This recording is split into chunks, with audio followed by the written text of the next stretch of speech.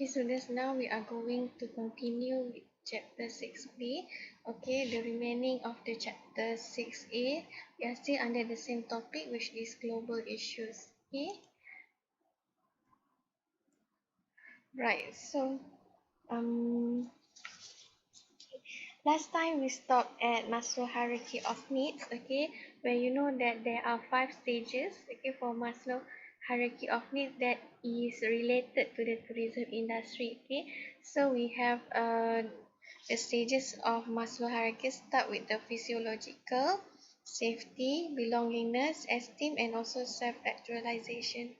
Okay, then now we go to the next theory or model that can be used to understand the travel or tourist motivation. Okay, then we have TCP or the travel career patterns. Okay, so these travel career patterns are developed by peers and it is actually based on Maslow hierarchy of needs, but they have like more further explanation in providing more detailed insight or specific tourist behaviors, which mean in this TCP we will discover or explore more about the specific tourist behavior, because for the Maslow hierarchy is more general and is more broad. Okay, for the travel motivation scheme. So TCP model attempts to explain individual behaviors based on the stages in a tourist life cycle, which means it is based on the tourist itself. Okay, their own life cycle. Okay, so if we see here TCP, they have 3 layers.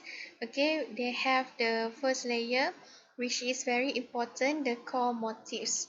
Okay, so these core motives, for example, like novelty, to have to escape from their busy life or to have relaxation, and kinship is the same as belonging, to feel they are belongs to one society, and also relationship. Okay, and then this most important common motives, which is the core motives, is actually found in the center in the core layer. Okay, and then the next layer we have middle layer, which is moderately important. Okay, so this one is higher travel career level, which means this is very basic. Then after that they go on to another layer, which is higher travel of the carrier level, and then in this middle layer, including the externally oriented and also internally oriented.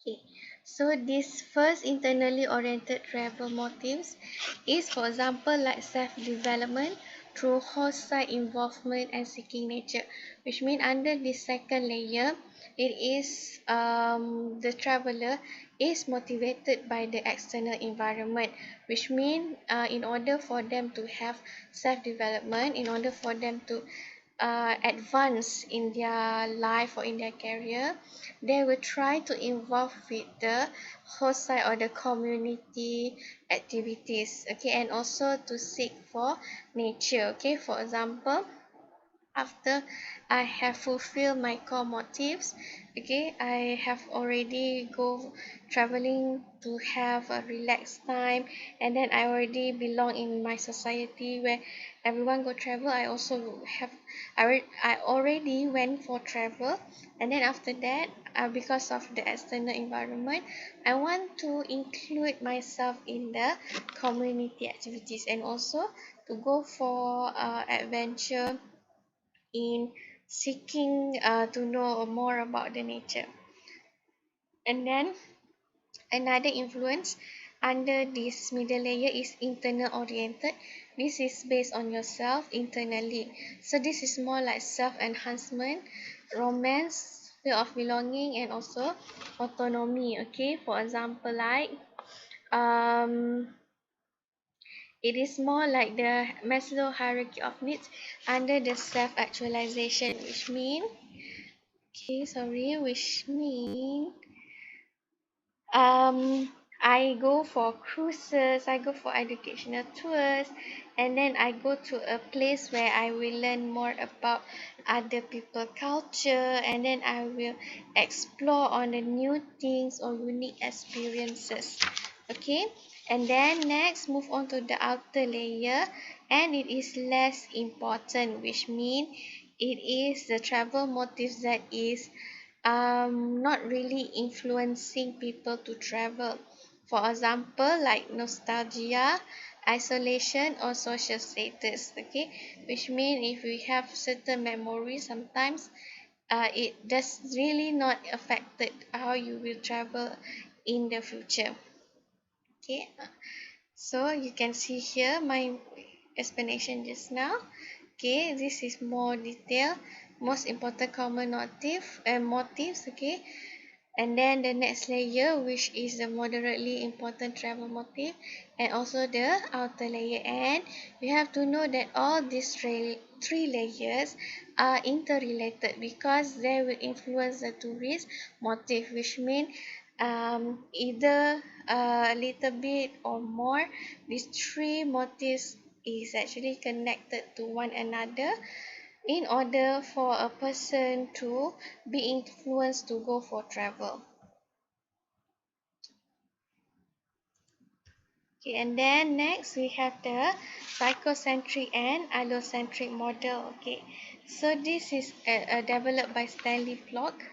Okay, and then it is very observable and consistent patterns of behavior, which mean it is a person behavior and it is consistent. Okay, so Stanley Flock has come up with this model which is based on a person personality characteristic to understand the tourist behavior patterns. Okay, which mean a person characteristics can also influence the tourist behavior patterns. So this can also help people in the industry to understand their target market better. Okay, so we have psychocentric or dependables, and also allocentric or venturous.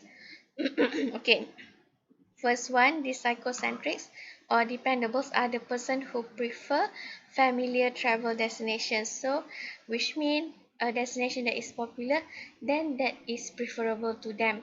Okay, but for allocentric or venturous, they prefer non-touristy destination, which mean they would like to explore this destination that is not popular.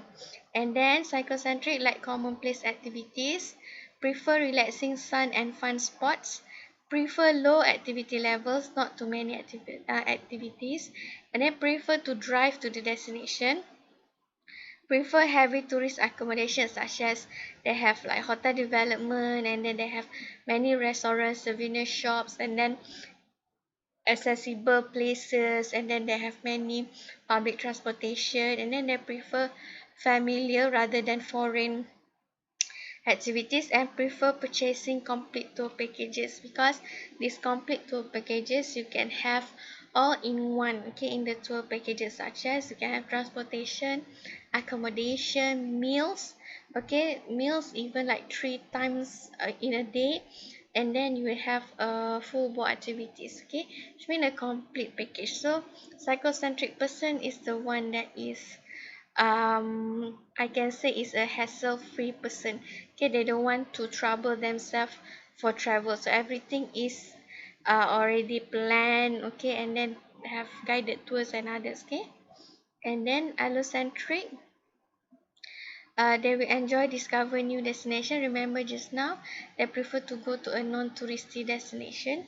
So they will discover new destination by themselves or maybe by the local community. When they go for travel, they go meet the local community and ask them places where only the local community know. Okay, and then prefer unusual destination, prefer high activity levels. Okay, which mean for example like skydiving. Okay, and then maybe surfing. Okay, and then they prefer service such as adequate to good accommodation and few developed tourist attractions.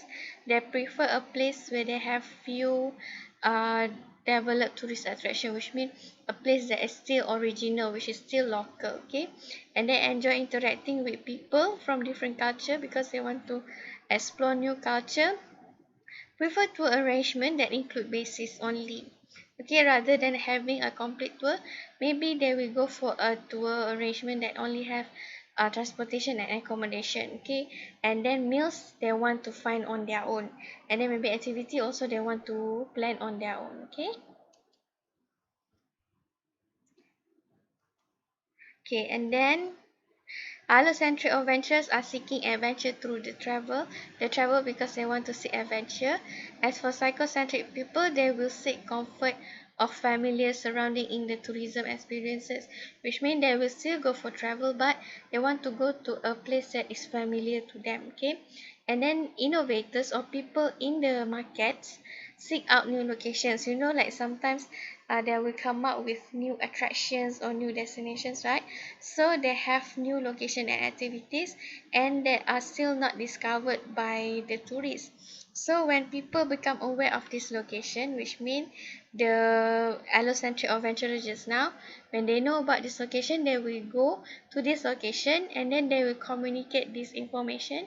They will spread around about the new attractions or activities, and then we'll pass to the mid-centric, which is mid-centric is in between allocentric and psychocentric. Okay, so and then after the mid-centric already know, and then everything is already developed, they have more hotels, more transportation, and then it's easy to go anywhere and there, and then they have all the activities okay being planned. After that it will pass down to the psychocentric people, okay, which means it's not discoverable yet, and then tourists know, and then only small people who know that destination, and the allocentric will go to that place because not many people know, right? And then after that the mid-centric tourist or traveler get to know about that, and then after that followed by the psychocentric traveler.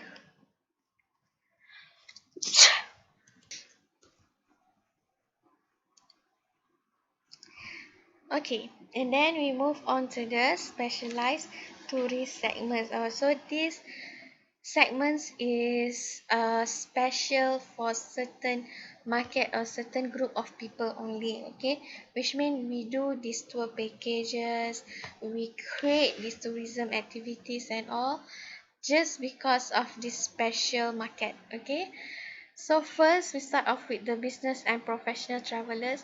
They are under specialized tourist segments. They are special to us. Okay, this group of people can be considered as the backbone of the tourism industry because they often travel, they always travel because it is part of their day-to-day activities. You know, business and professional travelers, they always travel from one place to another place because of it is their duty.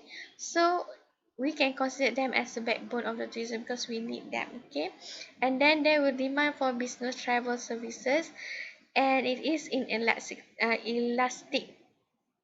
Inelastic here means that okay, their demand for business travel is not based on the changes of the market or the prices. Okay, so even though the prices of the tour packages or the accommodation are increasing, still this business travel will travel from one place to another place. So that's why it is inelastic. Okay, but it is different from the pleasure traveler. Okay, so for pleasure traveler, we seek for cheap flight ticket and then cheap accommodation and we will not go for travel when the business is not good. But for business traveler, regardless the business is not doing good, everything is expensive, they still will go for traveling. Okay, so that's why it is inelastic. It will not be affected by the increasing or decreasing of the prices and the market. Okay,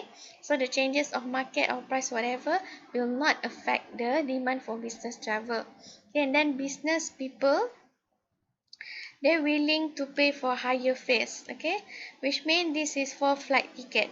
So they don't mind to pay higher fares because they have to travel on short notice, okay. Like for example, they get the duty from their boss, okay, you have to go to Singapore to do this meeting and this, okay. So they are having the short notice period, okay, short period of notice. So they don't mind if the if they don't mind to pay for higher fares, okay. And then business travel expenses are also one of the largest and most controllable because this business traveler, they demand to have or to experience at least minimum level of services, and then because they want to get benefit from the standard level of performance, which means this business traveler, when they travel to let's say from Kuala Lumpur to Johor Bahru, and then they stay at a business hotel, and then they expect that the hotel will at least have the minimum level of services for them, such as they would like in their bedroom, they would like to have a study table, and then they would like to have printing services, and then a stable Wi-Fi connection, okay. So they expect to get a minimum level of services, but still they would demand all these business facilities for them. Okay, and then in response to the need of business travelers, tourism service suppliers has already have broadened their services and benefit.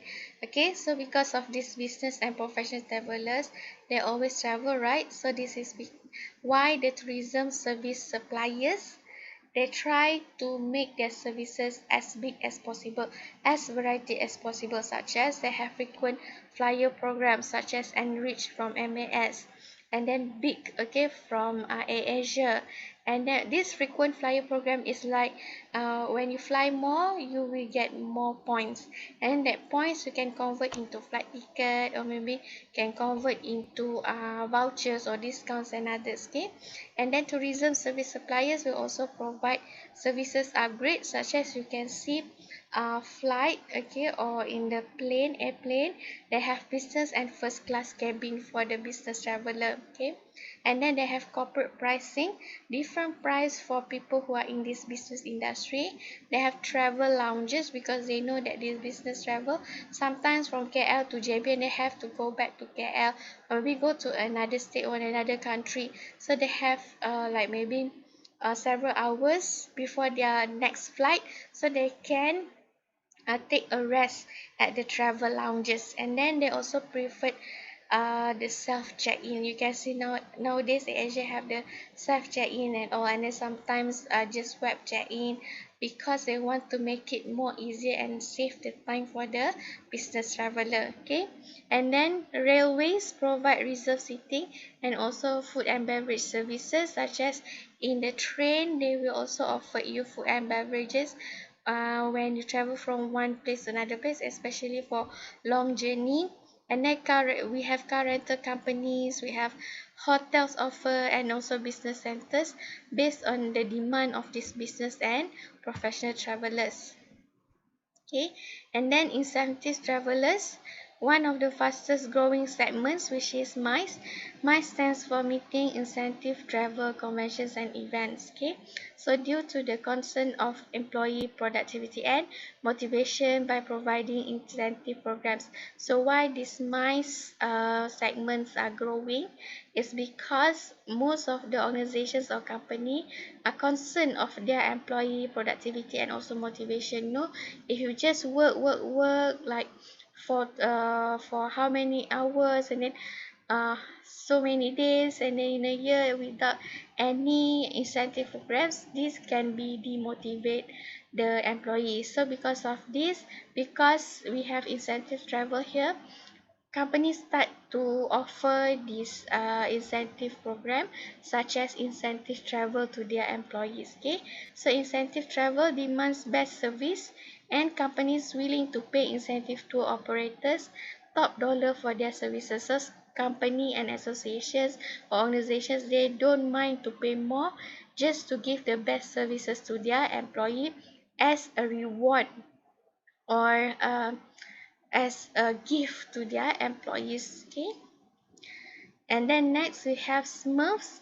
Okay, not Smurf the blue little people, okay, but this Smurf is stands for social, military, education, religious, and fraternals. Okay, so it is a large market in terms of potential revenue. So in our tourism industry, Smurfs is also the largest segment because they will give us more big potential revenue.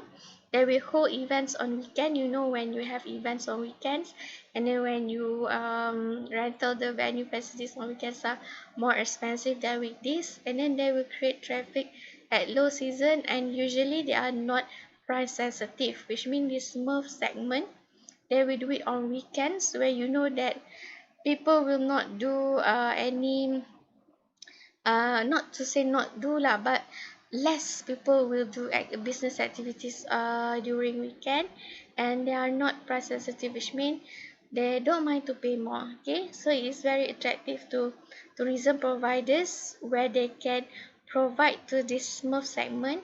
They provide travel agents because sometimes they need travel agents to manage, okay, or to create tour packages for them, and then tour operators to include like facilities inside their package such as accommodation, transportation, and more, cruise lines, hotels, and also resorts. Okay, so this Smurf is actually usually run by volunteers. Okay, because they are like associations. Okay, so they are run and they are organized by these volunteers, and it is kind of challenging for us in this tourism industry to understand them, to identify their groups, and also to create services for them because they are volunteers. Okay, come from different type of person, and then we have to analyze their behavior, their preferences, and all individually. Okay, so even though that comes in a group or in a team or big people, but it is kind of challenging to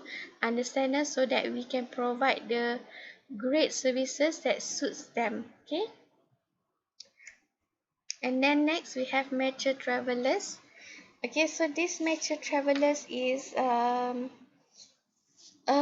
a person which is a senior citizen. Okay, we can say like our parents or our grandparents or our uncle, auntie, and all. Okay, so it is another large and growing segment of tourism. They are also one of the large tourism group, and it is important because these individuals will spend 30% more than the younger travelers. Okay, so these mature travelers, they will spend more than the younger travelers, so it brings more profit to us, right? So that is why they are the large and growing segment. Okay, why do they spend more than the younger travelers? Is because they have the time, especially if they're already retired, they have the money, and also sometimes they have the energy to travel and to enjoy with their family and friends. Okay, and these mature travelers will fall into three segments.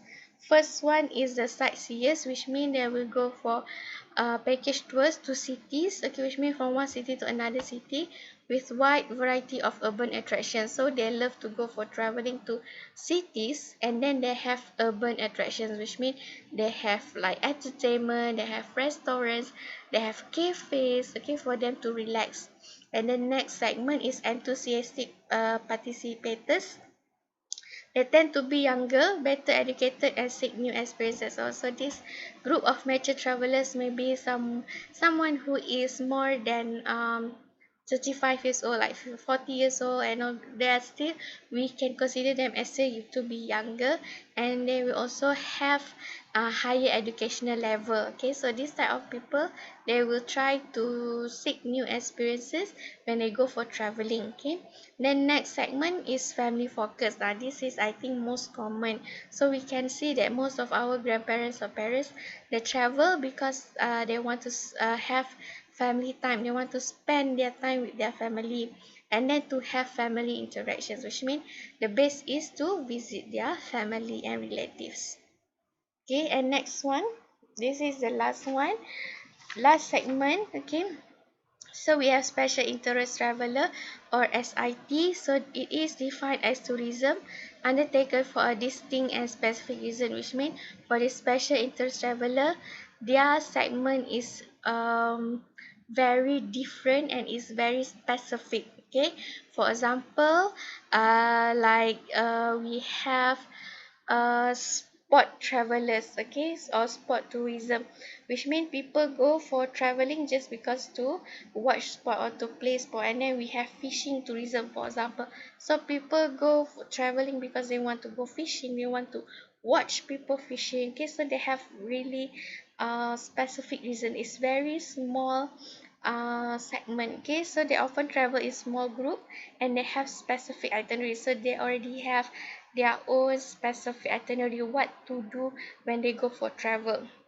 So they see the planning and the benefits of using travel agent or specialty tour operator. So they will try to plan their travel by using travel agent, or they will seek for specialty tour operator, which is tour operator that is specialized in that area. Okay, and they frequently travel during shoulder or off season, which means not peak season.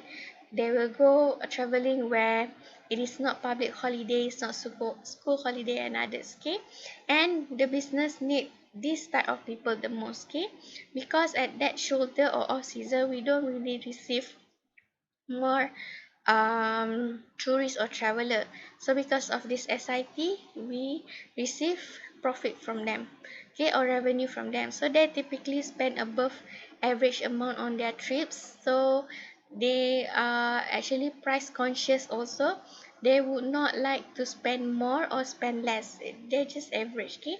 And larger and faster growing is sport tourism visitors, okay. So this is the larger and the fastest growing under the special interest traveler segment. Okay, we have sport tourism visitors, which the person will travel away from home to play sport or to watch sport or to visit a sport attraction, which include competitive or non-competitive activities such as Olympic Games. Some people they're really interested in Olympic Games, so they would already buy tickets to go to Tokyo next year.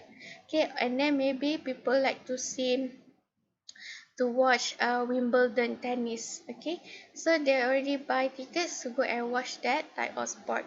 Okay, and then maybe like football. Okay, you know sometimes people love to see the English Premier League, for example. So they will travel to that place just to watch that video, or maybe they are the players. Okay, so that's why they are under the special interest traveler. So that's all for our chapter 6, and we have finished with our lecture.